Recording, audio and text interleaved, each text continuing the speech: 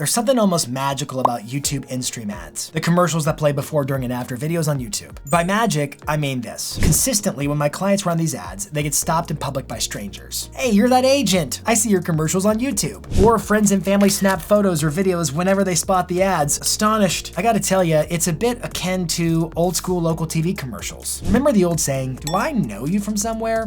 Oh, you might have seen me on TV. Think about those local TV commercials. Locals weren't expecting to see something from their community mixed in with national programming. So when they recognized your ad, it produced a wow kind of effect, almost a celebrity effect. YouTube ads, unlike other online ads, e.g. Meta, Google search, and so forth, recreate this same phenomenon. They fall into the category of interruption marketing versus native advertising, like Facebook or Instagram, which blend in as sponsored posts in your feed. So they don't jump out the same. Now, there's a real case for the impact of native advertising, but here's the takeaway for this video. If you want a cost-effective ad solution that cuts through the noise and grabs attention in your local market, YouTube ads are like nothing I've seen since we all stopped paying for cable TV.